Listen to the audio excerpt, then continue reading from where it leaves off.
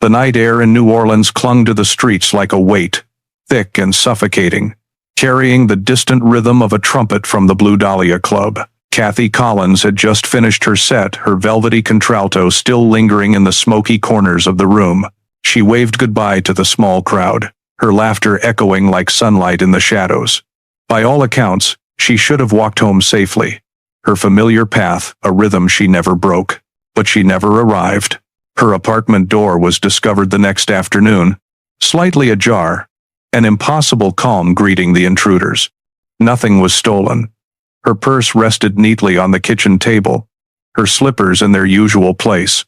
No struggle, no forced entry, only a single, ornate, silver cufflink lying on the floor beside her bed, its engraved crest catching the light like a cruel taunt. It was a clue and a riddle, a whisper of the presence that had stolen her, leaving the city spinning in disbelief. The neighbors whispered, disbelief heavy in their voices. How could someone simply vanish in the heart of the French Quarter, where the streets were alive with laughter and music, where life moved as predictably as the Mississippi flowing past the city's edge? Anger and fear mingled in the air. People felt exposed, vulnerable. If someone like Kathy could disappear without warning, no one was safe. Every detail of her disappearance burned in the minds of those who knew her. She had been dependable, cautious, alive with dreams and ambition, yet it all ended in silence. The weight of injustice pressed down on the city. Mothers gripped their children tighter, friends stared at their doors, and the truth remained locked away with Kathy's absence, leaving an ache that could not be ignored. Before we move further, we want to hear from you. Drop a comment and let us know where you're watching from. We'd love to hear from you. If you enjoy true crime stories like this, be sure to like the video, subscribe, turn on the notification bell, and share it with someone who'd love it too. And remember, if this could happen to someone like Kathy, what if it happened in your neighborhood tomorrow? Subscribe now to stay alert, and if you won't, tell us in the comments why you're risking ignorance.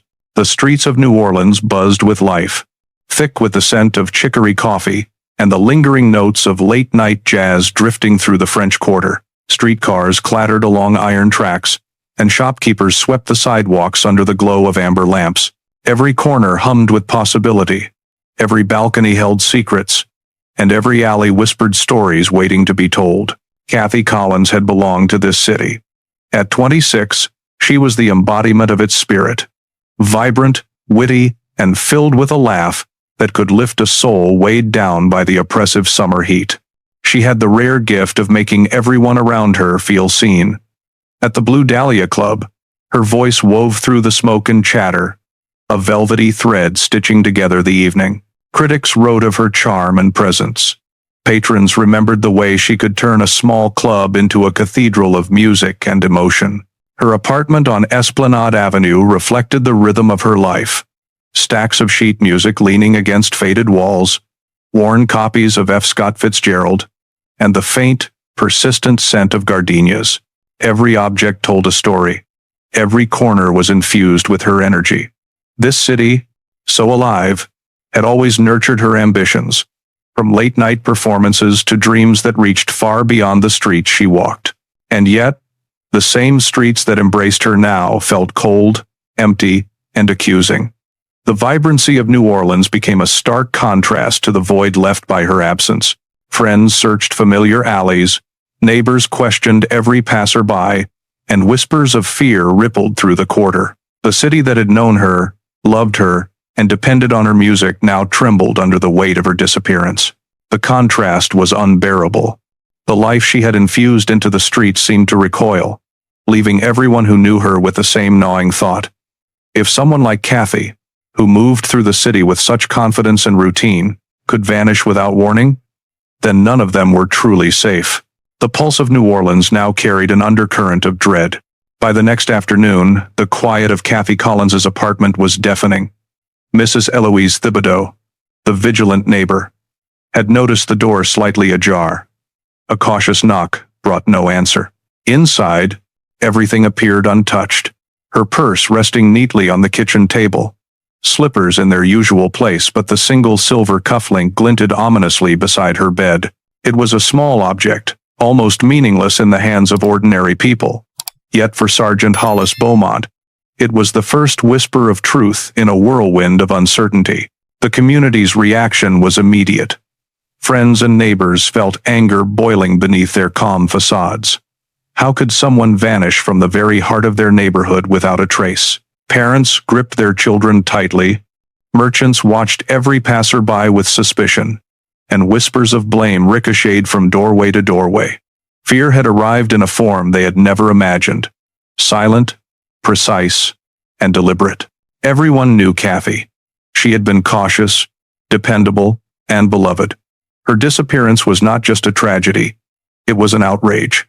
The city felt violated, its rhythm disrupted. Anger clashed with helplessness. A violent mixture that settled heavily on every street, every cafe, every corner of the French Quarter. People could not comprehend the audacity of a crime so clean, so flawless, that it left nothing behind except a cufflink and a hollow echo where a vibrant life had once existed. Speculation and suspicion became companions to grief. Questions multiplied without answers. Could it have been someone she knew, someone trusted, or had a stranger struck, leaving no sign of struggle, no evidence of their presence, and no explanation for the silence that followed? Every possibility was terrifying. Every theory gnawed at the nerves of the community. The investigation would begin, but in this moment, the city was suspended in dread. Everyone felt the same burning fear. If this could happen to Kathy Collins, it could happen to anyone. The shadows of suspicion stretched far and wide, reaching into homes, clubs, and streets that had once felt safe. The question lingered in every mind, heavy and unrelenting. Who could vanish so completely, leaving only the faintest trace of their existence? And would they ever be found? The Blue Dahlia Club pulsed with life that night, the air thick with cigarette smoke and the low hum of conversation. The small stage at the center glowed under dim golden lights, spotlighting Kathy Collins as she stepped forward, her presence commanding attention without effort. Her voice rose, smooth and rich, cutting through the haze like a thread of warmth, threading the audience together in a fragile moment of shared wonder. Every note she sang felt personal, as though the smoky room were her confessional and every listener a witness to her soul. The regular patrons leaned forward, captivated by the subtle power of her contralto, the gentle sway of her gestures, the infectious sparkle in her eyes. Even those who came for the whiskey or the poker tables couldn't help but pause, drawn in by her magnetic energy. In the corners, the clink of glasses, the shuffle of cards, the occasional burst of laughter, all were background to her voice, which seemed to weave the room into a single living organism, breathing and pulsing with her song. Kathy's presence wasn't just talent. It was the life force of the club. Every performance was predictable in its excellence, yet uniquely alive each night. The staff moved around her like a protective halo, sensing her importance not just to the audience, but to the fragile ecosystem of the Blue Dahlia itself. Her songs carried the warmth of late summer evenings, the promise of dreams whispered between melodies, and the subtle thrill of a life expanding beyond the worn walls of the French Quarter. And that night, as the final notes lingered in the heavy air, no one could know it would be the last time Kathy Collins's voice would rise through the Blue Dahlia Club, the last time laughter and music would meet so perfectly before the silence fell. Buster Moreau, the owner of the Blue Dahlia Club, was a man carved from equal parts grit and loyalty. His gruff exterior belied a deep care for the people who brought life to his club, and none more than Kathy Collins. He watched her from the corner of the room as she sang, noting the way her eyes sparkled when she hit a high note, how her smile softened the hardened faces of his patrons. To Buster, she was not just a performer. She was a bright thread weaving warmth through the club's late-night hours. He had known Kathy for years and trusted her instincts. Every evening she followed the same routine: arrive, perform, wave goodbye, and head home. Buster had never worried. She was careful, precise, and fiercely independent, qualities he respected. Yet tonight, a subtle unease tugged at him, the faintest ripple of tension beneath the usual rhythm. He shook it off, assuming the sticky August heat played tricks on his mind. unaware that instinct and routine would soon collide with something unthinkable. His concern went beyond her safety on the streets. It was about the energy she carried, the joy she shared, and the light she brought to the club's smoky interior. Buster had spent countless nights defending her from drunken patrons, arguing with overbearing men who didn't understand her worth. She had survived it all, and he had admired the way she faced the world without fear. That admiration was rooted in pride, but also in a protective anger.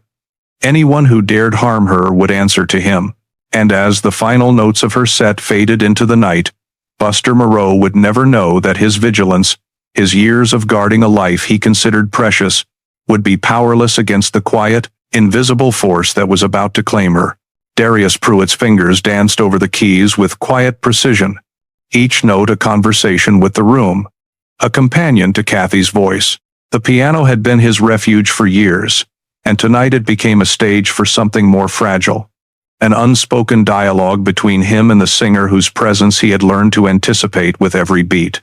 He watched her, noting the way she leaned into the music, how her eyes caught the dim lights and reflected the warmth of her intent. He had seen countless performers come and go, but Kathy was different. There was a rhythm to her movements, a reliability in her habits that made him feel grounded. She arrived at the same hour, performed with consistent brilliance, and left with a cheerful wave. Darius had memorized her patterns, the small gestures that made her unmistakably herself. Her presence made the club more than a place to drink or gamble. It made it a sanctuary, however fleeting, from the humdrum weight of the world outside. And yet, in the quiet spaces between songs, a subtle tension threaded through him. There was a vulnerability in her openness, a fragility in the trust she placed in routine. Darius felt a silent responsibility, an instinctual need to notice every detail, to safeguard the music and the woman who brought it to life. He lingered, playing softly as she gathered her things, unaware that these very details, her habits, her predictability, would make the shadows in the streets easier to exploit. The final chord resonated through the Blue Dahlia Club, hanging in the air like a question unanswered. Darius glanced toward the door, a small pang of unease gnawing at him, but he could not yet know that Kathy Collins's path home, so familiar and so ordinary, would vanish into silence before any warning could reach him or anyone else. The night outside the Blue Dahlia Club was thick with humid heat, the streets of the French Quarter glowing under the soft light of lamps. Kathy Collins stepped into the evening, her heels clicking lightly on the worn cobblestones. She waved cheerfully to Buster and Darius, their eyes lingering on her as if they could will her safely home. The air smelled faintly of roasted coffee and damp earth, the familiar aroma of a city that had cradled her dreams. Her routine was predictable, comfortable. She had walked this path countless times, each step measured, confident, and unhurried. The neighbors she passed occasionally nodded. The night musicians on street corners hummed low melodies, and for a moment, everything seemed ordinary. Yet, ordinary was about to betray its trust. No one saw the danger slipping silently alongside her path. No struggle, no shout, no sign of conflict marred the journey. Only the faint glint of silver, a cufflink left behind in the room she had called home, would become the first solitary clue that something had shattered the ordinary night. That single object, small and unassuming, would endure as the whisper of a truth long hidden, the first thread for a story the city would not dare forget. The contrast between her predictable routine and the violence of her disappearance struck at the heart of every observer, even in absentia. If someone so careful, so beloved, could vanish without warning, then fear settled in the corners of the quarter like smoke, unnoticed but suffocating. And as Kathy Collins walked into the darkness of that night, unaware of the fate awaiting her, the city held its breath, a silent witness to a vanishing that would echo for decades. The question lingered, sharp and unforgiving.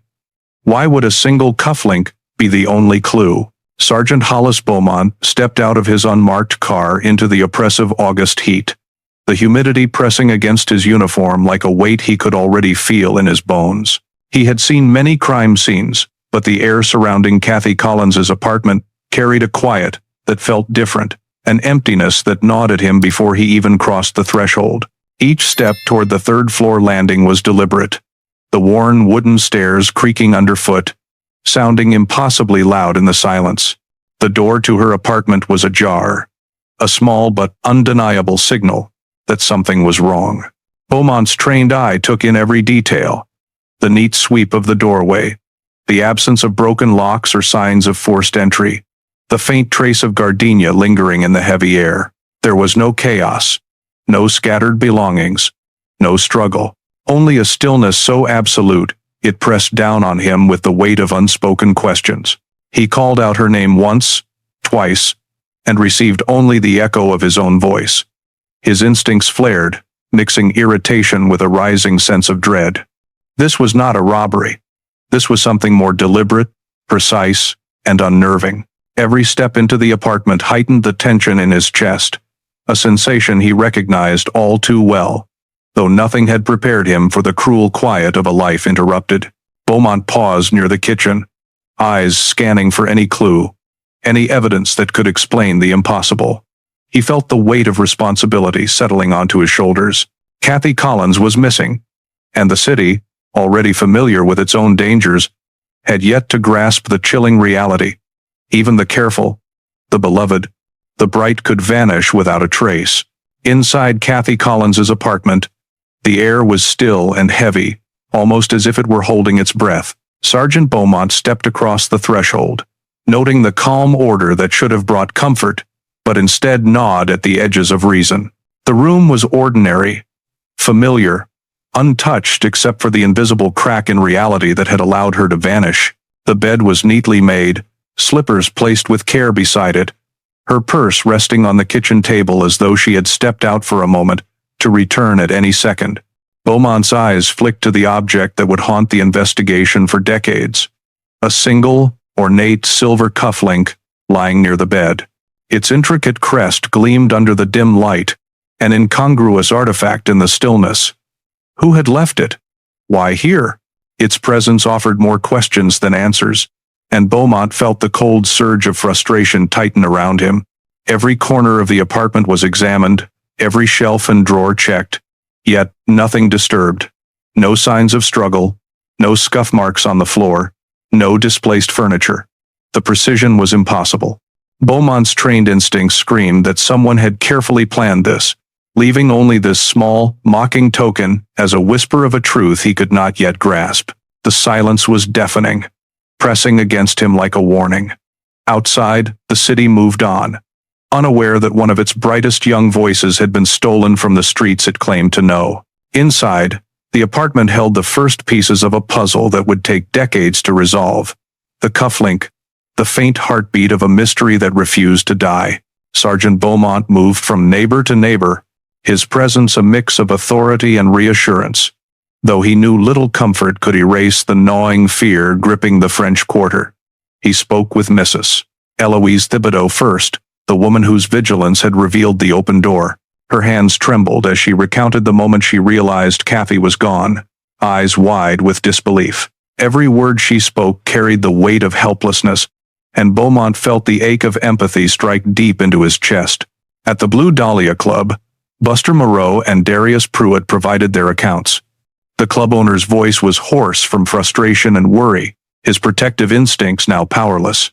Darius, still shaken from the final notes he had played alongside Kathy's voice, struggled to articulate the routine he had observed countless nights, emphasizing her predictability and care. Beaumont pressed gently, aware that grief could cloud memory, yet knowing these testimonies were all they had to trace her path. Every witness, every neighbor, painted a consistent picture. Kathy Collins was careful, reliable, beloved, and completely ordinary in her habits. That ordinariness, Beaumont realized, had become her vulnerability. The thought resonated with a chilling clarity. Someone could vanish from their own home, leaving no trace, and the city would only notice the absence too late. Relatable engagement pulsed in the questions Beaumont couldn't ask aloud. What would it feel like to lose someone you love to an inexplicable disappearance? To be left only with the echoes of a life that had been, now suspended in uncertainty.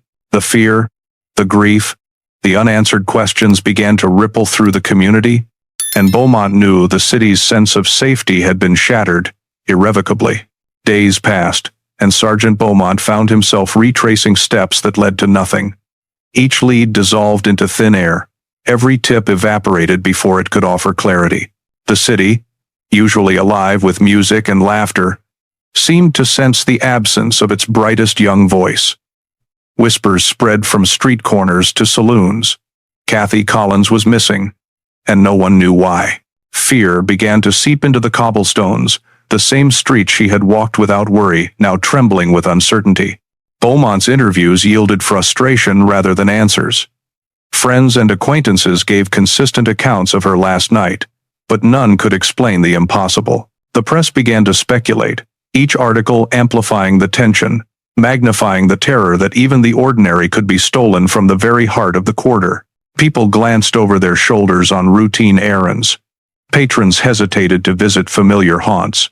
Parents gripped their children tighter in the humid evening air. In the precinct, the absence of leads gnawed at Beaumont. Maps marked with red pins revealed nothing substantial. A diary, a receipt, a letter, anything that could anchor a theory was absent. The city, vibrant and alive, suddenly felt exposed. If Kathy Collins, a careful, reliable young woman known to everyone, could vanish without a trace, then fear became universal. No one could claim immunity. No neighborhood guaranteed safety. The first seeds of dread had been planted, growing silently in every household. A truth crystallized painfully. A person could be removed from the life they knew without warning, and the world might only notice when it was already too late. Beaumont understood that this investigation would be more than a pursuit of facts. It would become a battle against uncertainty itself, a fight to reclaim the fragile sense of security that had been shattered. Amid the frustration and unanswered questions, Sergeant Beaumont's gaze returned repeatedly to the single piece of evidence that refused to be ignored: the silver cufflink. Its delicate crest, intricate yet unrecognizable, caught the dim light of the apartment like a taunt. No other clue accompanied it, no fingerprints, no note, no trace of struggle. Just this small, gleaming fragment of a life interrupted, offering a whisper of a story the city had not yet heard. Beaumont held it carefully, feeling the weight of its significance. It was both a start and a barrier, a silent puzzle that promised revelation, but revealed nothing on its own. The cufflink suggested planning, precision, and a knowledge of Kathy's routine. Whoever had taken her had done so with patience, timing, and a cruel understanding that left only this singular object behind. The impossibility of the scene began to gnaw at the edges of the city's consciousness. Conversations in bars and cafes circled the impossible. How could someone vanish from their own home, leaving nothing but a cufflink? The question spread, feeding the unease that had already begun to settle like a shadow over the quarter. Beaumont's investigation would pivot around this small artifact, the first tangible thread in a web of silence. Its origin, its owner, and the secrets it might hold became the focus, the beacon in an otherwise impenetrable darkness. Each day without new evidence intensified the urgency, the fear, and the stakes, not just for the detectives, but for a city now aware that safety could be stripped away in the blink of an eye. The question burned in every mind. Why would a single cufflink be the only clue? And would it be enough to uncover the truth, hiding in plain sight?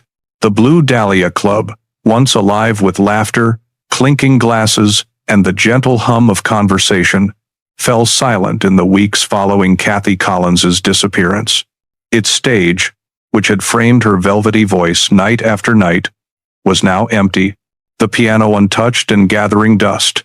Patrons stopped coming, conversations faltered, and the once vibrant air of the French Quarter carried an unfamiliar weight, a combination of fear, grief, and unanswered questions. Buster Moreau, the club's owner, wandered through the empty tables as though searching for a ghost. The cheerful energy that had once drawn people in was replaced by a hollow quiet, each shadow in the corners a reminder of what had been lost. Staff members left one by one, unable to endure the lingering sorrow that had settled over the establishment. The curtains, once brightly colored, hung heavy and still, as if holding their own vigil for the singer who would never return. The community, too, felt the loss keenly. Regulars who had been drawn to the warmth of music and the comfort of familiar faces now avoided the club entirely. Afraid of being reminded of the young woman who had vanished without warning, conversations in the streets often circled back to her absence, the question unspoken but heavy in every voice. If someone like Kathy could disappear, could it happen to anyone? Within months, the Blue Dahlia closed its doors permanently, a casualty of grief and fear. The vibrant notes that had once filled its air were replaced by silence, leaving the quarter a little darker, a little colder, and a lot more uncertain about the safety of its people. Darius Pruitt, the gentle soul behind the piano, felt the loss of Kathy Collins like a wound that refused to heal. Each note he struck after that night rang hollow, the music a cruel echo of what had once been. Her laughter, her warmth, her effortless command of the stage haunted him relentlessly. He wandered the streets of the French Quarter, past familiar haunts and quiet corners, each step a reminder that the young woman who had brightened his life and countless others was gone. The city that had once embraced him with applause and recognition now felt oppressive, tainted by fear. Memories of Kathy's final wave before leaving the club played in his mind endlessly. The certainty with which she moved through the quarter, the simplicity of her routine, now made her disappearance feel impossible, a violent defiance of the natural order. He could not reconcile the Kathy he knew with the vanishing act that had left the city suspended in doubt and terror. Eventually, the weight became unbearable. Darius left New Orleans, seeking distance from the grief that had become intertwined with every familiar street and every note of music he played. He moved north, to a city unfamiliar yet mercifully quiet, hoping the distance might dull the edges of memory and fear. Yet no city could erase the shadow of that August night, nor the haunting question that lingered in every silent room. How could someone vanish so completely, leaving nothing but the emptiness of absence and a single silver cufflink? Even as he built a new life, Darius carried the memory with him, a reminder that some wounds do not fade, and some mysteries linger far longer than anyone can anticipate. Lucille Collins never left the modest home she had shared with her daughter. Every August 14th, without fail, she lit a single candle in her window, a quiet flame that defied the passing years and the indifference of the world. Neighbors knew of her ritual, and while some offered sympathy, few could grasp the depth of her enduring grief. Each flicker of light was both a prayer and a reminder. Kathy Collins was gone, and no one had returned her. The candle became a symbol of hope that refused to die, a fragile attempt to keep memory alive in a city that had already begun to forget. Lucille's days were consumed with remembrance and longing. She held photographs, letters, and small tokens of her daughter's life, pressing them close as if her touch could bridge the gap between presence and absence. Friends came rarely, hesitant to remind her of the heartbreak she could never fully release. Time passed, and the city moved forward. Yet Lucille's vigil remained unchanged. She refused to accept that silence equaled surrender. Every rustle outside, every unfamiliar footstep on the street, carried the tension of expectation and fear. Would her daughter ever return? Would the truth, buried under decades of uncertainty, finally be revealed? These questions haunted her, unanswered yet persistent. Her devotion became a quiet defiance against a world that had abandoned its search. Lucille Collins' life became intertwined with a single, unanswered question. Could justice ever reach across the years to recover what had been stolen? The candle flickered steadily, a lone beacon amid the shadows, daring time and forgetfulness to extinguish the memory of Kathy Collins. Sergeant Hollis Beaumont carried Kathy Collins's disappearance like a shadow that stretched across decades. Every file, every note, every photograph was a reminder of failure. He returned to the case repeatedly, combing through old witness statements and crime scene sketches, hoping to find what had been overlooked. Each revisit only deepened the weight pressing on him, a relentless reminder that the young woman's fate remained a mystery, and that the city's fear had never fully dissipated.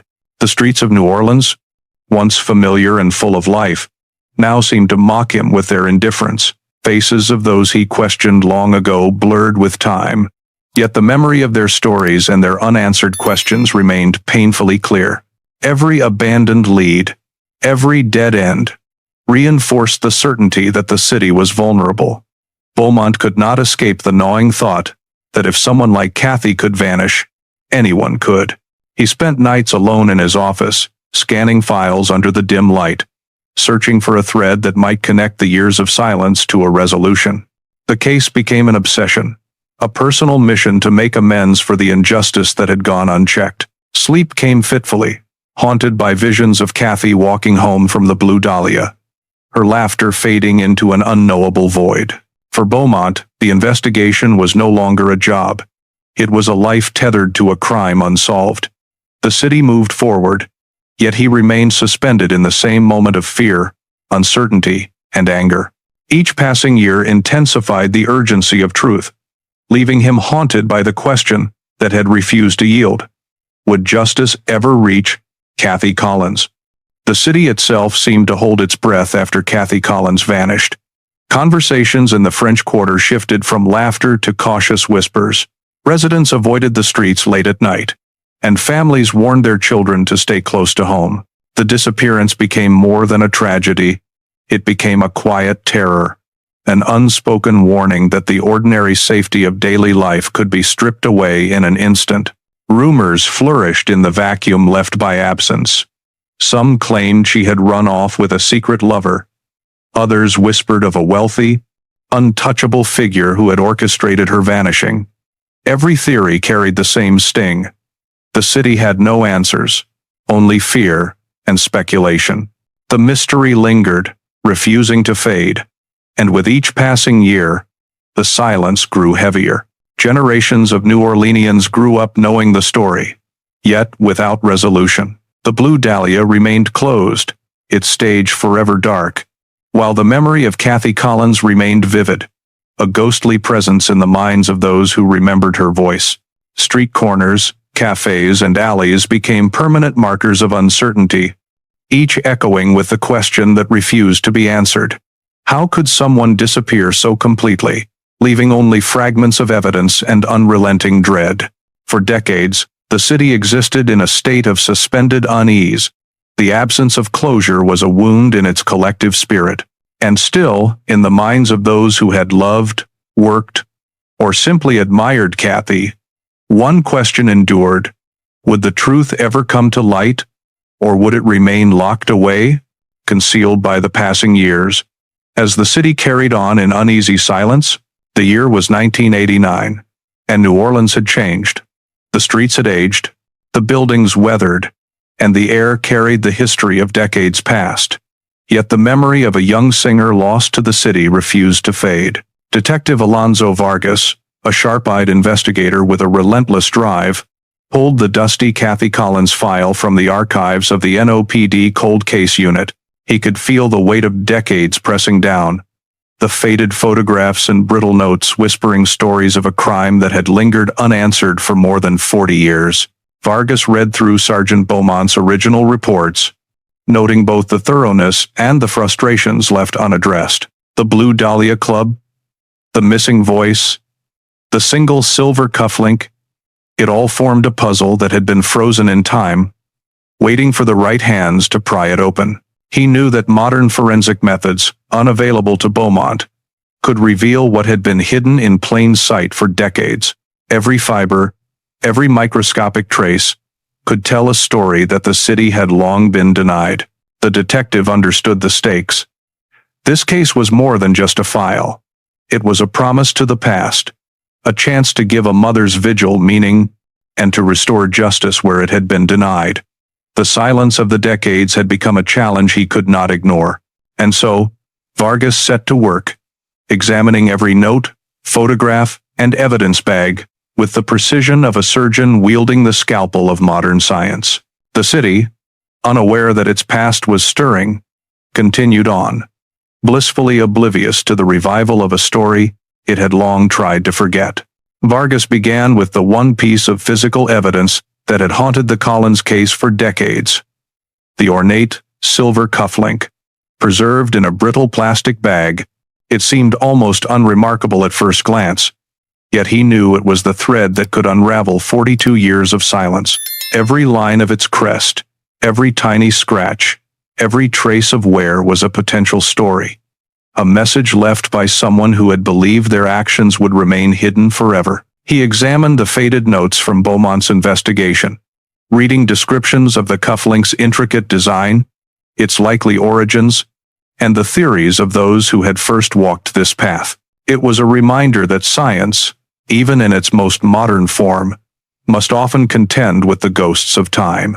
Vargas carefully documented the evidence, photographing it under bright light, magnifying it for any trace that might have survived decades in storage. The detective considered the possibilities. Could tiny fibers, unseen in 1947, now reveal DNA?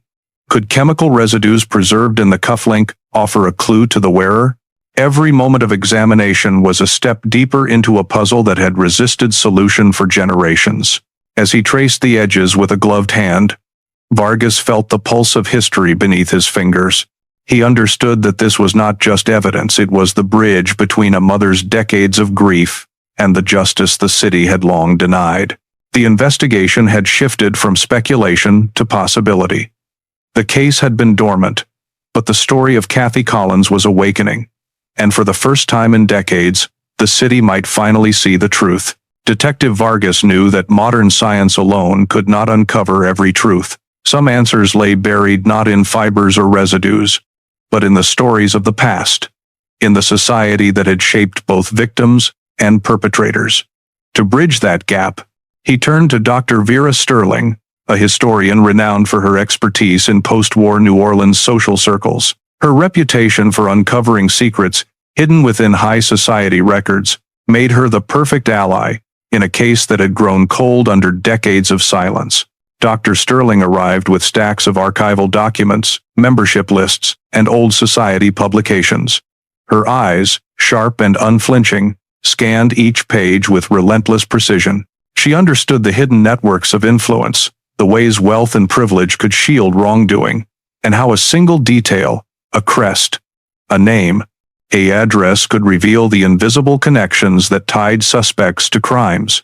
Vargas explained the case, the cufflink, the vanished singer, and the decades of frustration left in its wake. Dr.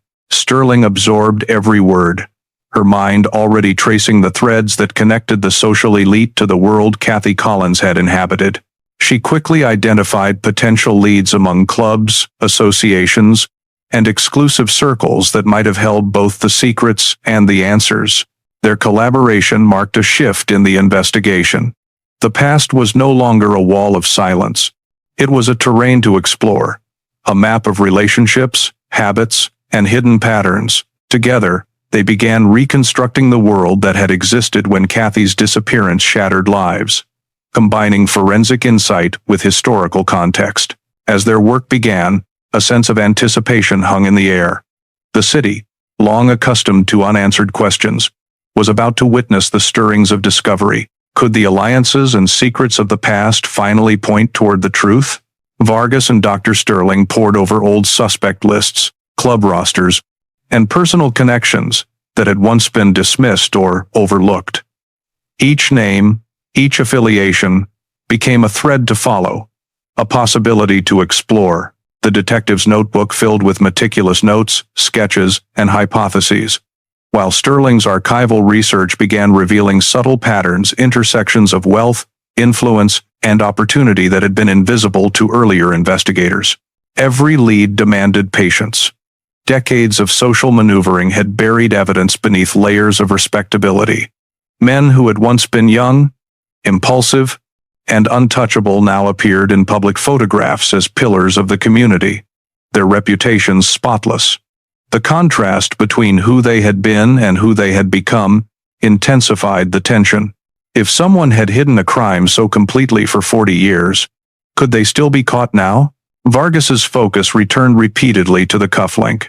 Its ornate design, coupled with Sterling's knowledge of exclusive societies, suggested a connection no one had fully appreciated in 1947. Could a single object, carried by a careless hand decades ago, finally expose a truth that had been shielded by privilege? The detective paused, scanning the city from his office window, the French Quarter sprawling beneath him. The quiet streets and historic facades belied the secrets they had seen for so long. The investigation was no longer just about finding a missing woman, it was about unraveling the hidden networks that had allowed a crime to go unpunished for generations. As they traced patterns, tested hypotheses, and connected past and present, Vargas looked to the camera of imagination and asked the audience, could these leads finally point to the person responsible? Comment below with your predictions. Will justice at last reach Kathy Collins, or will the silence endure? After weeks of reviewing files, cross-referencing records, and consulting historical archives, a breakthrough emerged like a faint signal through years of static. Dr. Sterling had uncovered a mention of a short-lived, exclusive society, the Gilded Heron Society, whose members had included several men who had been present in Kathy Collins's life. The crest on the cufflink, once a mysterious flourish, suddenly held meaning. It was no ordinary ornament. It was a signature, a clue hidden in plain sight. Vargas felt the tension spike. For decades, the investigation had wandered through dead ends and faded memories. Now, with this connection, a path forward appeared. He carefully documented every lead, cross-checking names, residences, and alibis against Beaumont's original notes. Every detail mattered. Every omission could unravel the fragile thread of justice they were beginning to reconstruct. The detective's mind raced through possibilities. Could the owner of the cufflink still be alive? If so, where? And what steps had they taken to maintain the veneer of respectability for 42 years? Every question hung in the air like the humid New Orleans night, thick with uncertainty, yet charged with promise. The city itself seemed to hold its breath. For decades, the silence had been total, broken only by whispers and speculation. Now, an unexpected lead had forced the past to stir, demanding attention, demanding answers. Vargas knew that from this point, one carefully traced connection could shatter decades of concealment. The discovery was a spark, a single point of light in the shadowed history of a crime long ignored. The stage was set for a confrontation that would expose the truth. Could this be the moment when Kathy Collins' story finally found its voice? Detective Vargas held the small, ornate cufflink in his gloved hand, aware that this tiny object might carry the weight of decades. Its silver surface, etched with the intricate crest of the Gilded Heron Society, had been untouched for more than 40 years, quietly guarding secrets that had cost a young singer her life. Now, with modern forensic technology, even the faintest remnants could be revealed. The cufflink underwent microabrasive analysis. Every scratch and groove was examined under magnification. Hidden among the etchings were traces of organic material, almost imperceptible, surviving the passage of time. Scientists extracted fibers and a minimal DNA profile fragmented but enough to establish a human, male connection. For the first time since Kathy Collins vanished, there was a tangible link to a living suspect. Vargas felt the weight of the moment. The city had spent decades without answers. Yet this fragment, a sliver of evidence overlooked in 1947, could finally pierce the shroud of time. It was proof that even in a case abandoned by the years, the truth could endure. The detective documented every detail meticulously, aware that the cufflink was more than evidence, it was a key. It demanded investigation, analysis, and courage to follow wherever it led. Each observation was logged, each trace noted, and each possibility considered. The question hung in the air. Who had worn this cufflink? And how had they carried the guilt, privilege, and secret for decades without consequence? The small silver artifact now cast a long shadow, its story poised to expose a secret long hidden from the city's eyes. Dr. Sterling's research revealed the Gilded Heron Society as a private, short-lived circle of influential men in New Orleans, bankers, shipping magnates, and other figures whose wealth and connections shielded them from scrutiny. The crest on the cufflink, once a mystery, now carried meaning. It marked the wearer as one of these elite, bound by privilege and secrecy. Vargas studied the membership lists, cross-referencing names with those who had frequented the Blue Dahlia Club in the summer of 1947. Among the pages, a handful of names stood out. Each connection added tension to the investigation, narrowing the field of potential suspects from a city of thousands to a select few who had the means, motive, and opportunity to take Kathy Collins. The detective and Sterling began mapping relationships. Who had been present at social events? Who had been in proximity to Kathy in the days before her disappearance? And who had the influence to evade suspicion for decades? Every detail mattered. Every pattern was significant. The social elite had long maintained a shield of respectability, but the cufflink had exposed a crack in that facade.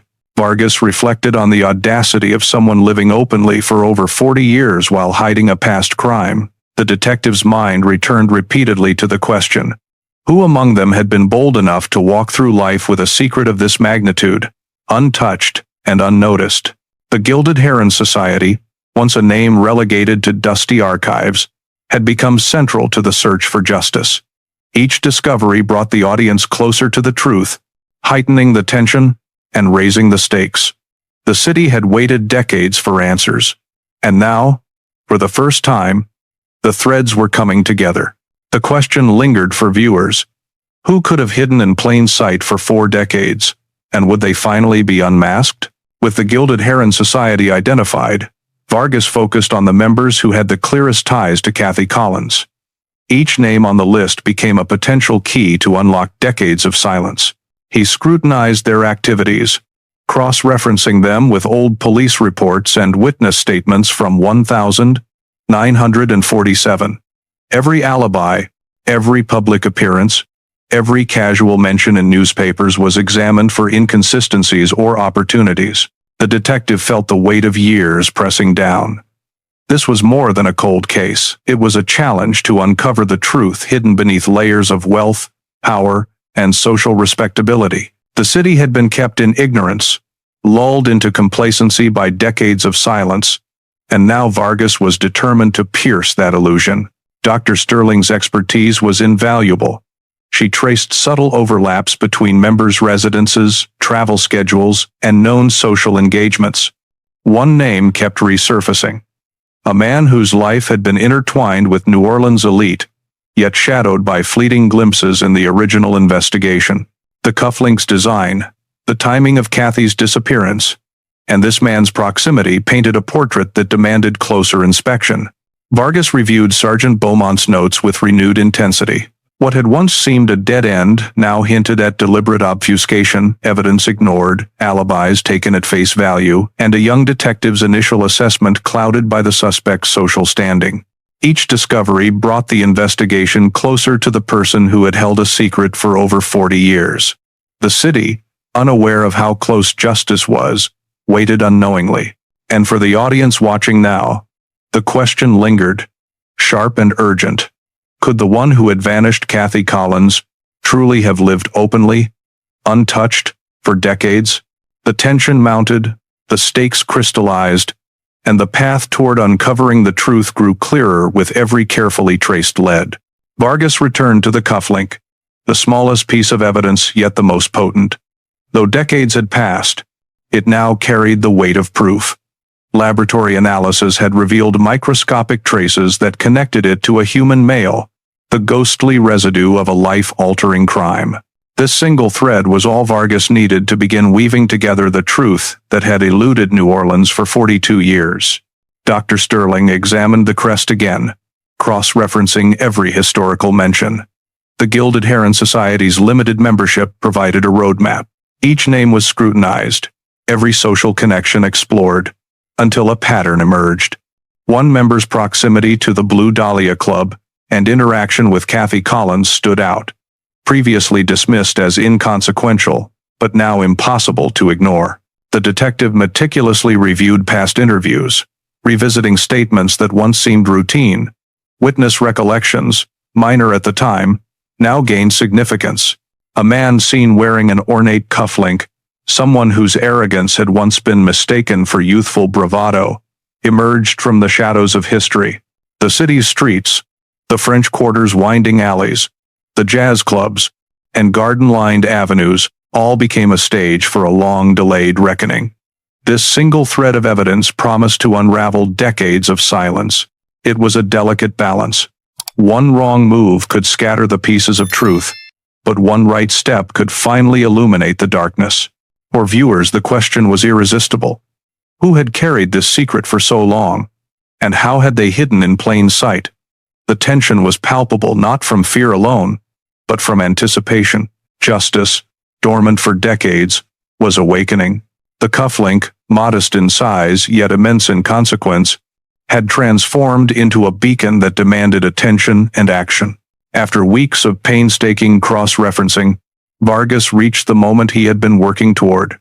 The pieces of the puzzle, once scattered across decades, began to align with unnerving clarity. The cufflink, the social connections, the eyewitness accounts all pointed toward a single figure who had eluded justice for more than 40 years. Modern forensic techniques provided the final link. The partial DNA extracted from the cufflink matched a living individual, a man who had spent decades as a respected member of New Orleans society.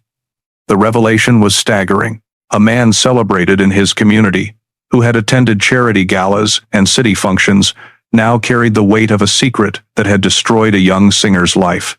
Vargas documented the evidence, understanding the gravity of the moment. The city's collective memory, long dulled by the passage of time, was about to be jolted awake. This breakthrough was not merely an academic victory, it was a moral imperative. The man who had taken Kathy Collins would face the consequences of a crime that had haunted the city for generations. The detective's thoughts returned repeatedly to Kathy, her laughter echoing through smoky clubrooms and quiet apartments. Justice had been delayed, but it was no longer impossible. Every lead, every analysis, every painstaking effort had culminated in this undeniable truth. For viewers, the tension reached a fever pitch. Who had hidden in plain sight? And how could someone live so openly while carrying a dark, life-altering secret? The breakthrough confirmed that even the most carefully concealed crimes could not escape discovery forever. And for those watching now, a sobering reminder. If someone like Kathy could be stolen and silenced, could it happen again? Subscribe now to stay alert. And if you won't, tell us in the comments why you're risking ignorance. Victor Hollis had always been the embodiment of New Orleans' polished charm. By 1989, he was celebrated as a philanthropist, a pillar of the banking community, and a man whose advice was sought by city officials. His smile was familiar, comforting even, the kind that reassured neighbors and colleagues alike. Yet, hidden beneath this reputation was a history that refused to stay buried. For over 4 decades, Hollis had lived openly, moving through gala dinners, charity events, and high society gatherings without a trace of suspicion. The city admired him, trusted him, and allowed his influence to cloak the unspeakable crime he had committed. And yet, all it had taken was one tiny artifact, an ornate cufflink, to expose the truth that had been concealed by privilege and fear. Detective Vargas studied every detail of Hollis's life. The public figure, with his polished manners and carefully crafted persona, was a stark contrast to the darkness that had stolen Kathy Collins from her vibrant, fleeting world. Each ledger, photograph, and archived newspaper mention painted a man who thrived on perception, yet whose past bore a secret capable of shattering the very trust he had built. For the audience, the shock was visceral.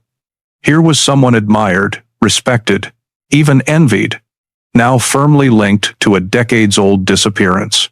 The contrast between public virtue and private crime was jarring, raising an essential question for viewers. How well can we truly know the people we trust the most? This was more than an arrest candidate, it was a mirror held up to a city that had once turned a blind eye. And as Vargas prepared to dig deeper, the stage was set for uncovering the truth hidden behind Hollis's carefully maintained facade. Victor Hollis's life was a masterclass in using privilege as a shield. Born into wealth, he moved through New Orleans society with effortless ease, his family name opening doors that others could only imagine. Decades of influence, carefully cultivated relationships, and a reputation for generosity made him nearly untouchable. No one questioned the son of a shipping magnate, No one dared look too closely at the man everyone assumed was above reproach. For Detective Vargas, this was both a challenge and a revelation. The cufflink had broken through time, but the city's blind reverence for wealth had allowed the suspect to remain invisible for over 40 years. Witnesses who might have spoken freely in another context had been silenced, consciously or unconsciously, by fear of social consequences. Hollis's power had created a wall of protection around him, a wall that Vargas was determined to dismantle. As the investigation peeled back layers of privilege, it became clear that societal status was more than a cover, it was a weapon. Hollis's high standing had allowed him to craft a narrative in which suspicion never naturally fell on him. While ordinary people faded from memory or fell under scrutiny, he navigated life untouched, his crime lodged firmly in the shadows of the city's complacency. For the audience, the contrast struck hard. A man admired, trusted, and even celebrated was the very person responsible for a young singer's vanishing. It forced a question into the hearts of viewers.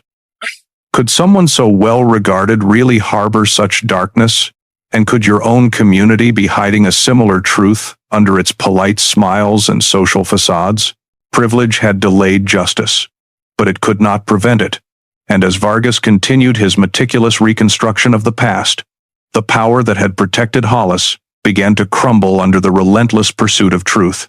In 1947, Victor Hollis had presented an alibi that seemed unassailable. Surrounded by influential friends and protected by the weight of his family's name, he claimed to have been elsewhere on the night Kathy Collins disappeared. At the time, Sergeant Beaumont accepted it with a cautious nod, noting no immediate contradictions, and the city's trust in the wealthy young man went unchallenged. Decades later, Detective Vargas approached the same testimony with a sharpened lens. Statements once considered routine were examined in the cold light of forensic reasoning. The people who had vouched for Hollis were no longer under the same pressures, and memories, though faded, could now be connected to tangible evidence. Every conversation, every recollection, every minor inconsistency was catalogued and cross-referenced. The alibi, once a shield, began to show cracks. Witnesses recalled details that didn't align perfectly with Hollis's version of events. Names, times, and movements previously overlooked now took on significance in the context of modern investigation techniques. The cufflink, that tiny, innocuous piece of metal, provided the undeniable connection that placed Hollis near Kathy in her final hours. For viewers, the unfolding of these details stirred a deep unease. The man who had so carefully protected himself through charm, wealth, and influence had been vulnerable all along, merely waiting for science and persistence to illuminate the truth. The tension rose. How many times had society's blind faith allowed someone to evade justice? And what would it take to finally confront it? Vargas's meticulous review transformed old alibis into a story of deception, privilege, and overlooked clues. The truth, hidden in plain sight, was beginning to emerge, forcing the audience to wrestle with a chilling reality. Appearances can mislead, and the people we trust most can sometimes harbor the darkest secrets. Victor Hollis had a presence that drew attention without effort. His confidence bordered on arrogance, a subtle yet unmistakable trait that left those around him uneasy, though none could articulate why. Patrons of the Blue Dahlia Club recalled fleeting moments of irritation, dismissive gestures, and a sense that Hollis believed the rules applied to everyone else, not him. At the time, these details were dismissed as quirks of a privileged young man, quirks easily overlooked, amid laughter, jazz, and city life. Detective Vargas revisited these accounts with renewed focus. Eyewitness statements that once seemed inconsequential now revealed patterns of behavior. Hollis's interactions with Kathy Collins, in particular, stood out. A flash of impatience, a casual intimidation, a small yet deliberate disregard for her personal space. These memories, long buried beneath the passing decades, became essential threads in the investigation's tapestry. For the audience, the shock was profound. Here was a man admired and trusted by society, whose subtle arrogance masked a capacity for cruelty that had gone unnoticed for years. The cufflink, silent for decades, now served as a tangible reminder of the connection between past behaviors and the crime that had silenced a young, vibrant voice. Interactive engagement rose naturally. Could viewers reconcile the man they had pictured with the evidence emerging from old testimonies? Would they have suspected someone so polished, so socially impeccable, capable of such a cold, deliberate act? Vargas's work highlighted the dangers of assumptions, the consequences of overlooking small signs, and the enduring importance of revisiting history with a discerning eye. Every detail, no matter how minor it seemed at the time, mattered, and the city was about to confront the truth about a man who had thrived on appearances, while hiding a darkness none could have imagined. The stage was set. Every piece of evidence, every witness recollection, and the tiny silver cufflink pointed to Victor Hollis. The carefully constructed life of respectability was cracking, revealing the man behind the mask. For the city, the revelation was both shocking and inevitable. Viewers are left with a chilling thought. Someone admired, someone trusted, could commit a crime that haunted a community for decades. As Detective Vargas prepared to move forward with gathering irrefutable evidence, the suspense intensified. The question hung in the air: how would justice finally catch up to a man who had long believed himself untouchable? Dr. Vera Sterling began her work where others had only glanced, a stack of aged, yellowed papers tucked away in forgotten corners of New Orleans archives. Each page told a fragment of a story. Names, dates, and gatherings that had once seemed trivial but now held the potential to illuminate a decades-old mystery. She traced the social movements of the Gilded Heron Society, a club whose members were powerful, wealthy, and closely intertwined with the city's elite. As Sterling connected membership lists with old photographs and letters, a picture of Victor Hollis's privileges and opportunities became undeniable. These were not isolated records. They were a network, each thread silently linking him to moments and people in Kathy Collins's life. The cufflink, once a solitary clue, suddenly had context, its ornate crest marking a path that could lead straight to the truth. For Detective Vargas, these findings were a revelation. The meticulous archival research transformed what had been cold, abstract details into tangible connections. Every letter and name cross-referenced against Hollis's known whereabouts added weight to suspicions that had lingered for decades. Viewers are drawn into this painstaking process, feeling the tension of history slowly aligning with the present. Sterling's discoveries underscore the length someone will go to hide the truth and the persistence required to expose it. The audience is asked to consider, what does it mean when privilege shields guilt for decades? How much of the past remains hidden, waiting for the right person to uncover it? Darius Pruitt, once the gentle pianist at the Blue Dahlia Club, was now an older man, carrying decades of memories he had long tried to forget. When Detective Vargas reached out, asking him to recall the events of that fateful night, Darius hesitated, the weight of the past pressing heavily against him. But the need for justice for Kathy Collins outweighed the fear. He spoke of Victor Hollis, of a young man whose charm often masked a subtle arrogance. The night Kathy vanished, Darius remembered a flash, a glint of silver on Hollis's wrist, a cufflink that seemed out of place yet unforgettable. His testimony, though decades old, aligned with Dr. Sterling's archival research, confirming connections that had previously existed only on paper. The combination of Darius's memories and the historical records created a bridge between past and present. The cufflink, once a small, isolated clue, now became central to the emerging narrative, linking Hollis directly to Kathy in her final hours. Every witness statement, every recalled detail, reinforced the evidence that time had not erased. For viewers, the intensity of these corroborations is palpable.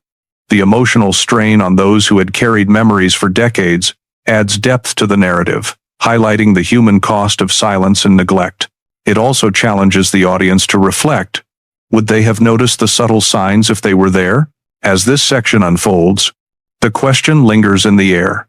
How do decades-old recollections survive the erosion of time and fear, yet still hold the power to confront a man who believed himself untouchable? The suspense builds as past voices finally merge with modern evidence, setting the stage for the critical connections to come. Detective Vargas and Dr. Sterling began weaving together the strands of evidence, each detail forming a clearer picture of what had happened decades earlier.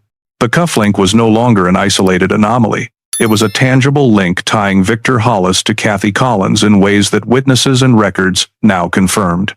Every archival entry, every recalled gesture from Darius Pruitt, each social gathering noted in Sterling's research, intersected with the movements of Hollis during the final weeks of 1947. The city that had long believed the case unsolvable now saw a pathway to truth emerging. Vargas carefully mapped each connection, building a timeline that revealed not only opportunity but intent. What had been scattered memories and dusty papers suddenly took shape as a precise sequence of events pointing unmistakably to Hollis. The tension mounted. The cufflink, the society records, and the corroborated testimony all converged, presenting a mystery box that demanded resolution. How could the authorities finally prove guilt without a body? The answer was approaching through the combined force of history, science, and human memory. For the audience, this stage of the story is electric. The thrill of seeing evidence align, the frustration of decades of silence, and the haunting reality of a killer hiding in plain sight create an emotional pull that refuses to let go. Every detail counts, every overlooked moment from the past gains significance, and viewers are compelled to follow the unraveling narrative with bated breath. As the threads connect, the question remains, can justice finally pierce through 42 years of appearances and privilege? The suspense grows, leaving the audience on the edge, ready to witness the next breakthrough that will bring this case closer to closure. Modern science had finally arrived to illuminate what decades of uncertainty had left in shadow. The tiny silver cufflink, preserved all these years, became the focal point of an intense forensic examination. Using techniques unavailable in 1947, laboratories scrutinized its every curve, every groove of the intricate crest. Hidden within was the faintest trace of biological material enough to begin constructing a partial DNA profile. Detective Vargas watched as the invisible threads of evidence transformed into something tangible. The cufflink's microscopic residue, once overlooked, now spoke with authority. Science had given a voice to the silence, a means to confront the man who had escaped accountability for 42 years. The DNA alone was compelling, but when combined with Dr. Sterling's research and Darius Pruitt's testimony, the framework of proof became formidable. For viewers, this stage of the story illustrates the relentless march of justice. It emphasizes that time cannot erase truth when curiosity and determination align. The audience feels the weight of each discovery, the thrill of seeing science breathe life into a cold, unsolved case. The narrative raises a chilling question. Could someone hide for decades, only to be finally exposed by the invisible traces left behind? Each revelation tightens the grip of inevitability around Hollis. Now, the scene is set for the ultimate confrontation. The strands of history, testimony, and scientific precision are poised to merge into a decisive force. Viewers are compelled to ask themselves, who could resist the weight of evidence when every subtle clue, preserved by time, finally comes together to demand justice? With the archival records, testimony, and scientific evidence now converging, the stage is set for the final revelations. Victor Hollis, once untouchable behind his decades of privilege, stands closer than ever to exposure. The cufflink, small and unassuming, has carried the weight of truth across 42 years, silently demanding justice. At this moment, viewers are invited to consider the stakes. Could a single object, a fragment of DNA, and human memory really dismantle a lifetime of deceit? Could justice finally reach a man who believed he was untouchable? The suspense is tangible, pressing against the edges of every memory and every record. Now, we turn the question to you. What do you think will happen next? Will the evidence be enough to hold Hollis accountable? Comment below with your prediction. Can 42 years of secrecy be overcome? If this case could finally unmask a killer hiding in plain sight for decades, what if the next injustice occurs in your community? Subscribe now to stay vigilant, And if you won't, leave a comment explaining why you're willing to risk being left in the dark. The tension tightens, the threads of history, memory, and science ready to snap into place. The final reckoning is approaching, and you won't want to miss a single moment. The annual New Orleans City Council meeting was packed with officials, civic leaders, and members of the press. The air was thick with anticipation, a sense of routine broken by whispers of unusual announcements. At the center of the room, Victor Hollis, dressed in an impeccably tailored suit, prepared to deliver his keynote address on community integrity. For decades, he had been the embodiment of respectability, a man whose name carried weight in banking, philanthropy, and society.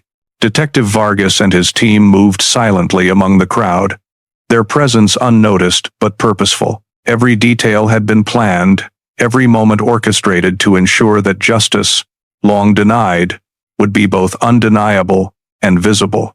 The tension was suffocating, an invisible weight pressing on the shoulders of everyone present. Eyes darted between the mayor, council members, and the man who had evaded accountability for more than 40 years. As Hollis began speaking, the familiar confidence that had once captivated so many now felt hollow, brittle under the quiet scrutiny of those who knew the truth. The contrast between his polished demeanor and the weight of history was electric, a tangible undercurrent that no one could ignore. Every word he spoke carried the irony of decades spent hiding behind influence, a fortress of privilege now poised to crumble. In this charged atmosphere, viewers feel the tension mounting. The setting itself, a symbol of civic order and propriety, becomes a stage for an unprecedented moment. The anticipation is nearly unbearable. The audience senses that the long-awaited reckoning is moments away. The room fell into a stunned silence as Detective Vargas signaled the officers. In one swift, deliberate motion, Victor Hollis was approached, his composed expression faltering for the first time in decades. Handcuffs clicked around his wrists, the metallic sound echoing through the chamber. The reality hit the crowd like a physical blow. The city's most respected banker, a man whose name had long been synonymous with trust and influence, was being led away in restraint. Gasps, murmurs, and whispered questions rippled across the room. Some turned pale. Others struggled to process the audacity of what they were witnessing. Friends, colleagues, and officials all had believed in the unassailable image Hollis had constructed over 42 years. That illusion shattered in a heartbeat. Vargas's team moved with precision, ensuring that the arrest was undeniable yet controlled. Every step emphasized accountability, a symbolic reckoning for the decades Hollis had evaded scrutiny. The spectators were not only witnessing law enforcement in action, they were confronting a truth that challenged their own assumptions about power, privilege, and justice. The stark contrast was impossible to ignore. A man who had lived as untouchable, now exposed for the crime that had haunted the city for decades. The arrest, public and deliberate, sent a visceral message. No one is beyond accountability. For viewers, the emotional shock is immediate and intense. This is not a quiet apprehension hidden in shadows. This is justice in full display, unfiltered and unavoidable. If a predator could hide behind respectability for decades, are you really safe ignoring warnings?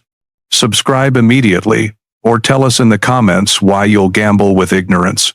The arrest of Victor Hollis sent waves of disbelief across New Orleans. News of the event traveled faster than the hum of the city itself, bouncing from the council chamber to the streets, cafes, and homes. Friends and neighbors struggled to reconcile the man they had admired for decades with the predator now exposed. Conversations halted mid-sentence, faces paled, and a pervasive unease settled over the city. For years, Hollis had walked among them with untouchable confidence, attending gala events, charitable functions, and board meetings without anyone suspecting his dark secret. Now all of that carefully constructed respectability lay in ruins, leaving the community to confront the frightening reality. Someone who seemed safe and trustworthy had committed an unspeakable crime. Parents gripped their children a little tighter. Colleagues second-guessed the friendships and alliances they had formed, and whispers spread of how many other influential figures might be hiding crimes behind a facade of civility. The arrest was not just a legal action, it was a psychological earthquake, shaking the foundation of trust in the people around them. For viewers, this is the moment to feel the full emotional weight of long-delayed justice. The city's reaction mirrors the audience's own shock, fear, and anger. The betrayal is personal, piercing, and unforgettable. Interactive engagement. Could someone like this exist in your community? How would you react if a trusted neighbor or leader hid such a terrible secret? Comment below. Your insight is part of confronting these truths. The stage is now set. The arrest has broken the silence, but the final reckoning is still unfolding. Every shocked gaze, every whispered question, every heart pounding with disbelief builds toward the justice that has been decades in the making. Detective Vargas had ensured every detail of the arrest was calculated. Years of meticulous planning culminated in this moment, leaving no room for error or doubt. The NOPD team had anticipated every possible challenge, from legal loopholes to public interference, ensuring that Victor Hollis could not evade accountability one last time. The weight of decades of inaction pressed on their shoulders, demanding precision and resolve. The public's eyes were unrelenting. Cameras clicked, microphones captured every word, and whispers transformed into a low, constant murmur of disbelief. This was more than a spectacle. It was an indictment of a system that had allowed a predator to hide behind wealth and status for 42 years. The officers' careful movements emphasized the gravity of the moment, highlighting the contrast between measured justice and the decades of secrecy Hollis had exploited. Tension mounted as the city watched. People feared for their safety, realizing that the same predator could have existed anywhere among them, behind any respected title. This was a chilling reminder that appearances could no longer be trusted, that vigilance and accountability were not optional but essential. If a predator could hide behind respectability for decades, are you really safe ignoring warnings? Subscribe immediately, or tell us in the comments why you'll gamble with ignorance. Every movement, every glance, and every muffled gasp in the council chamber reinforced the truth. Justice had been delayed, but could no longer be denied. The public pressure was both a tool and a symbol, proving that even the most untouchable could finally be held accountable when courage, persistence, and evidence converged. By the end of the day, every major news outlet in New Orleans had picked up the story. Headlines screamed the truth that had been buried for decades. The city's most respected banker, Victor Hollis, arrested for a crime that haunted generations. Newspapers detailed the cufflink, the cold case investigations, and the decades-long cover-up, offering the public a rare glimpse into the failure of systems meant to protect them. Television crews broadcast live from the council chambers, capturing stunned reactions from officials, citizens, and members of Hollis's social circle. The city collectively grappled with the shock, understanding that privilege and influence had shielded a predator for far too long. This was more than a criminal arrest. It was history colliding with justice. For viewers, the weight of decades of secrecy and betrayal resonates as a stark warning. Deception can hide in the most polished lives. If someone could live decades of lies without consequence, are you willing to risk ignorance about the dangers around you? Subscribe now, or tell us in the comments why you won't. The arrest had shattered illusions, exposed lies, and ignited a long overdue reckoning, marking a pivotal chapter in both the city's history and the story of Kathy Collins. The courtroom hummed with tension, every seat filled, every eye fixed on the man who had eluded justice for more than 4 decades.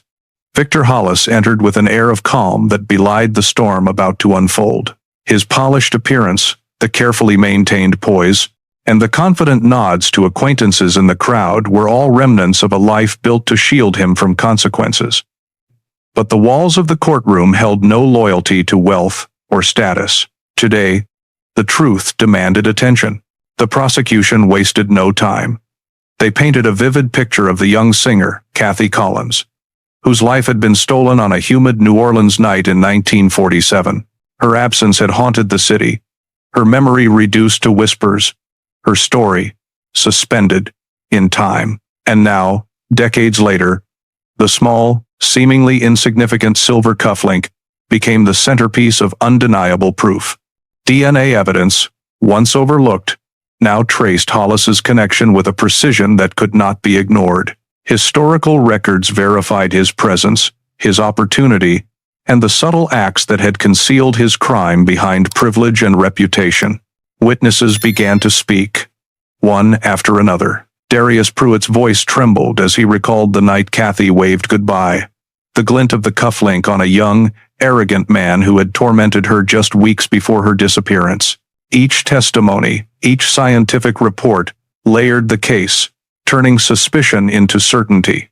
The courtroom grew heavier with the weight of decades lost. The audience gripped by the reality that no one, not even someone like Hollis, could escape accountability forever. Comment your reaction to seeing justice finally served. Could it have happened any other way? The courtroom fell silent as the prosecution presented the small, silver cufflink, once a forgotten clue, now a symbol of truth. The forensic expert detailed how microscopic traces, fibers, remnants of biological material linked Victor Hollis directly to the crime scene. Each word carried weight, each detail confirming what the city had long suspected, but could not prove. The years of silence, the decades of false security, now confronted an irrefutable reality. Dr. Vera Sterling took the stand next, her calm voice slicing through the tension. She explained how Hollis's access to the Gilded Heron Society, a private circle of influential men, had allowed him to navigate New Orleans with impunity. Her research revealed how the crest engraved on the cufflink was not just decorative, but a signature of an elite group, a mark of privilege that had kept a criminal hidden in plain sight. Every historical fact she presented was a nail in the coffin of Hollis's carefully constructed life. Then came Darius Pruitt, the old pianist, whose voice shook as he recounted the nights at the Blue Dahlia Club. He described seeing the cufflink gleam on Hollis's wrist, the arrogance in his posture, and the unspoken threat that lingered around Kathy. Memory met science, and the courtroom felt the collision of time and evidence. With each testimony, the tension rose. The audience understood the staggering truth. A predator had thrived behind the veneer of respectability for decades. The narrative was no longer a distant story but a revelation that justice could not be postponed indefinitely. Who could have imagined that a single cufflink would unlock 42 years of secrets? Comment your thoughts on this breakthrough. Victor Hollis's defense team rose, their confidence a calculated shield against the mounting evidence. They painted him as a man of character, a pillar of the community, a respected banker whose life had been beyond reproach. They emphasized the absence of a body, claiming that without it, certainty could not exist. The courtroom felt the tension between decades of accumulated proof and the defense's attempt to twist perception. Lawyers presented timelines, social calendars, and witnesses who vouched for Hollis's presence at charity events, business meetings, and social gatherings. Each claim was meant to shake the jury, to cast doubt over the meticulous forensic evidence that had taken years to uncover. They challenged the DNA, questioned the integrity of old records, and subtly suggested that memories of witnesses like Darius Pruitt could be flawed by time. But the prosecution's counterattack was relentless. They highlighted how privilege had masked wrongdoing for decades, and how the small cufflink, once overlooked, had held the key to unraveling Hollis's alibi. Dr. Sterling's testimony underscored that access to the exclusive Gilded Heron Society had granted him opportunities hidden from ordinary scrutiny. The jury could sense the weight of truth pressing against the defense's veneer. Emotion rippled through the courtroom as the stark contrast became undeniable. A man celebrated in public had concealed a life-shattering crime in private. The audience, both present and watching the story unfold in reports, felt a mix of anger, disbelief, and relief that the long-delayed confrontation with justice had finally begun. Could you have believed a man so trusted could hide a crime for decades? Comment your thoughts below. How would you react if this happened in your community? The courtroom emptied of spectators as the jury retired, leaving a hushed tension in the air. For decades, the city had waited for accountability, and now, the weight of that expectation pressed on every shoulder present. Inside the deliberation room, 12 ordinary citizens wrestled with extraordinary evidence. The lives and memories of a vanished young singer now resting in their hands. The discussion was painstaking. Some jurors spoke of the overwhelming scientific proof, the DNA link, the historical records, and the corroborating testimonies that connected Victor Hollis to the crime. Others struggled with the absence of a body, hesitant to believe a life could be lost without the final, physical confirmation. Outside the room, the city held its collective breath, the press alive with anticipation, the whispers of decades echoing in every corridor. Hours passed. Minutes felt like lifetimes. Finally, the jury returned. Hollis, composed yet tense, stood as the four-person's voice cut through the courtroom, guilty of kidnapping and first-degree murder. A silence followed, sharp and heavy, then ripples of emotion spread through the audience. Some wept quietly, others exhaled in relief. A community decades removed from terror, now reclaiming justice. The weight of the verdict landed not only on Hollis but on the city itself. 4 decades of deception, fear, and unanswered questions were met with clarity, a legal acknowledgement of loss and pain. For the first time in 42 years, Kathy Collins's story was given its due. The courtroom emptied slowly, but the impact lingered. Reporters swarmed, capturing the stunned expressions of those who had followed the case for decades. Citizens, some old enough to remember Kathy Collins's disappearance, spoke with relief and outrage, acknowledging the truth they had long feared but never dared confront. Victor Hollis was led away, his carefully constructed image shattered, his decades of respectability crumbling in a single, definitive verdict. Families of victims, advocates, and community members felt the release of long-suppressed tension, a mix of anger, vindication, and sorrow. The city was forced to reckon with the reality that deception had thrived in plain sight, and justice had finally pierced the veneer of privilege. While the trial ended, the story of Kathy Collins did not fade. Memories were reawakened, conversations reignited, and the city's sense of safety subtly recalibrated. The impact was immediate, a stark reminder that even the most untouchable individuals could be held accountable when persistence met truth. If a predator could hide for decades and almost escape justice, are you prepared to stay unaware? Subscribe now, or tell us in the comments why you'll risk being left in the dark. With Kathy Collins's body recovered, the investigators moved carefully, aware that each discovery carried decades of unanswered pain. Forensic teams meticulously documented the scene, cross-referencing every fragment with the original 1,947 records. Each detail confirmed what the city had feared but could never prove. Kathy had been taken, and her life stolen by deliberate malice. The confirmation brought a bitter clarity. Detective Alonzo Vargas, who had carried the case through modern techniques and historical research, felt the weight of the years, the missed opportunities, the silences, and the long-standing failures of the past. Darius Pruitt, the pianist who had played beside Kathy that fateful night, returned to give testimony, his voice heavy with memory and grief. The man who had once stood on stage beside her now bore witness to the truth that had haunted him for decades. For the city, this was a moment of confrontation with the past. Kathy's mother, Lucille, though long gone, had lived a life shadowed by uncertainty. The revelation vindicated the silent vigils she had kept, the candlelight she had placed in her window each August 14th. Now, at last, the truth was official. Kathy Collins was no runaway.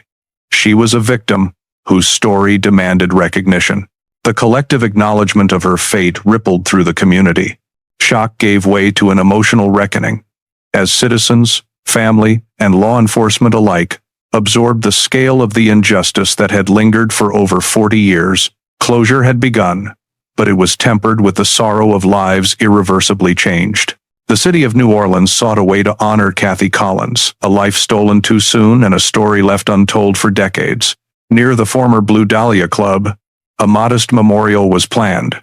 A single, polished plaque, set against the cobblestone streets she once walked, engraved with a line from a 1,947 critic, a voice too beautiful to be forgotten. Family members, old friends, and surviving musicians gathered quietly. Darius Pruitt, still carrying the weight of that night, placed a single bouquet beside the plaque, his fingers trembling. The echoes of her laughter and the memory of her songs seemed to float through the streets, carried by the soft hum of the city that had waited too long for this moment. For many, the memorial was more than a tribute. It was an acknowledgement of the failure to protect her, the years of fear, and the relentless uncertainty that had gripped the community. Conversations moved in hushed tones, recounting her charm, her humor, and her indomitable spirit that had captivated the smoky club nights of New Orleans. The dedication was a chance to give the city and those who loved her the closure they had been denied for so long. Each name, each memory, was a reminder that Kathy's story was not only about loss, it was about the courage of those who refused to forget. It was a testament to the community's ability to honor the past, to confront uncomfortable truths, and to acknowledge that justice, even delayed, mattered. The memorial became a symbol, a quiet defiance against forgetfulness and complacency, ensuring that Kathy Collins's life and the injustice she endured would resonate for generations to come. The city could finally bear witness to her memory, allowing grief and reverence to coexist in the same space where her story had begun. After decades of silence, Kathy Collins's story finally reached its conclusion. The memorial, the acknowledgement of her fate, and the resolution of the cold case brought a collective exhale across New Orleans. The city, once gripped by fear and uncertainty, now held space for mourning, remembrance, and the faint but essential comfort of justice served. Detective Alonzo Vargas, who had carried the case through years of painstaking research, stood quietly at the memorial, reflecting on the relentless pursuit that had bridged 42 years. He felt the weight of countless unanswered questions lifting, replaced with the solemn satisfaction of a promise kept to Kathy, to her family, and to the truth. Darius Pruitt, whose music had been silenced by grief, finally allowed himself a moment of release. The piano keys, though long untouched, seemed to resonate with her spirit, as if honoring her presence in that space.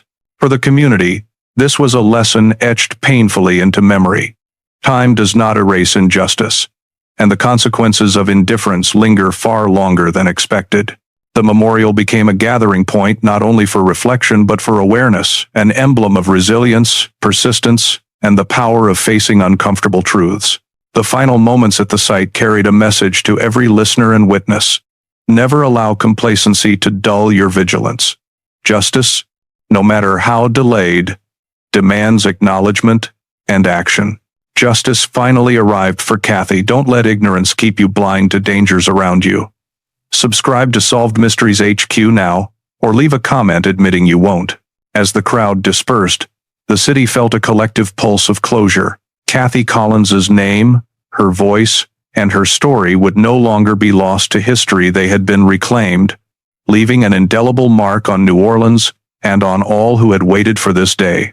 Detective Alonzo Vargas's determination to reopen Kathy Collins's case, decades after it went cold, stands as a testament to unwavering commitment. Many would have accepted the file as a permanent failure, another tragic footnote in the city's history. Yet Vargas refused to surrender to time, believing that every unanswered question deserved a resolute answer.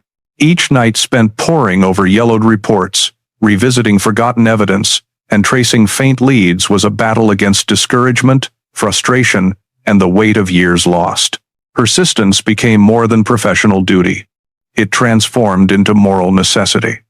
The city had allowed Kathy's story to linger in silence for decades, her absence, an unhealed wound in New Orleans's soul. Vargas carried not just the case, but the hopes of a community demanding recognition for a life taken too soon. Each small breakthrough, every microscopic fiber, every archival discovery was proof that careful, relentless effort could turn the tide, even against the most entrenched obstacles. This lesson echoes far beyond the realm of law enforcement.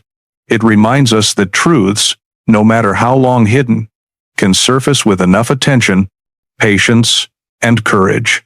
Abandonment guarantees nothing is resolved. Persistence, even when the path is dark and fraught, can illuminate answers once thought impossible. For every listener, the message is clear. Do not settle for the unanswered or the ignored. Pursue what matters, confront injustices where they appear, and resist the temptation to look away. Stories like Kathy Collins's are reminders that persistence is the bridge between despair and resolution. Victor Hollis's decades of evasion reveal a truth that resonates far beyond a single crime. Wealth and social standing can obscure accountability for far too long. For 42 years, he built a life cloaked in respectability, attending charity events, steering community projects, and maintaining the facade of a man above reproach. Yet behind that polished exterior lay the truth of Kathy Collins's disappearance, a crime buried not by justice, but by influence, fear, and societal silence. This chapter of the story forces reflection on the danger of overlooking privilege as a shield for wrongdoing. Communities often hesitate to question those deemed untouchable, and institutions can be slow to act when reputation outweighs evidence. Kathy's case exposes the fragility of justice when status and influence are left unchecked. It reminds us that accountability is not granted by wealth, it is earned through transparency, responsibility, and the courage to confront uncomfortable truths. For every person hearing this story, the lesson is personal. Societies fail when they allow comfort or admiration to eclipse vigilance. Hollis's actions, hidden in plain sight for decades, demonstrate that the absence of immediate consequences does not equal innocence. Silence and deference to power can perpetuate injustice, leaving victims forgotten and communities vulnerable. The moral is clear. Justice requires persistence and scrutiny, even against those who seem beyond reach. It demands that no one be above the law, that privilege does not dictate morality, and that the failures of the past are neither ignored nor repeated. Every listener is challenged to examine their own awareness, to question when appearances may conceal darker truths, and to refuse complacency when accountability is needed. The resolution of Kathy Collins's case brought more than a conviction. It delivered a reckoning for the city of New Orleans. For decades, the community had lived under a quiet shadow, haunted by unanswered questions and the fear that a predator could hide behind charm, wealth, and social acceptance. When Victor Hollis was finally arrested, the weight of decades-long injustice lifted, leaving both relief and reflection in its wake. Community healing came in small, meaningful ways. The Blue Dahlia Club, though long gone, was remembered as a symbol of lost innocence and stolen potential. Musicians, neighbors, and friends revisited memories of Kathy's laughter, her voice, and her unwavering routine, realizing that every absence had left a subtle but deep mark on their lives. People began to understand that closure is not only about legal verdicts, it is about acknowledgement, recognition, and honoring those whose stories were silenced. The collective response highlighted the necessity of vigilance, empathy, and civic responsibility. The city saw that justice is not merely the work of detectives and courts, it is a shared responsibility. Citizens must remain alert, question appearances, and support those seeking truth. Kathy Collins's story serves as a stark reminder. Ignoring warning signs or deferring to comfort and familiarity allows injustices to fester. For viewers, this reflection becomes a call to awareness. How would your community respond if a long-hidden crime were exposed today? Would you stand silent or demand accountability?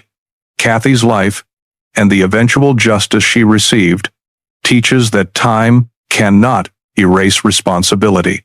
If you want to stay informed about stories that reveal hidden truths, subscribe to Solved Mysteries HQ, join our community, and remain vigilant, because ignoring these lessons may put you or someone you love at risk. Kathy Collins's story lingers not just as a tale of tragedy, but as a lesson etched into the heart of a city. Her voice, once silenced, echoes through time as a reminder that persistence, vigilance, and the courage to confront uncomfortable truths are indispensable. The decades-long concealment of her fate exposes the danger of complacency, the cost of ignoring injustice, and the false security offered by privilege and status. For every listener, the message is clear. Injustice may hide in plain sight, but attention and courage can expose it. Communities, families, and individuals are called to act to question appearances, to support truth seekers, and to ensure that no life is dismissed or forgotten. Kathy's eventual recognition and the conviction of Victor Hollis prove that even decades of deception cannot erase accountability. Her memorial stands as a testament. Justice delayed is not justice denied. Time cannot bury the truth, and those who ignore warning signs risk repeating history. Subscribe to Solved Mysteries HQ and join our community. Stay informed, remain vigilant, and never let ignorance put you or those you care about in danger. If you're still not subscribing, leave a comment explaining why you're choosing to remain blind. Her story teaches one enduring truth. Some voices, though once quieted, will always find a way to be heard.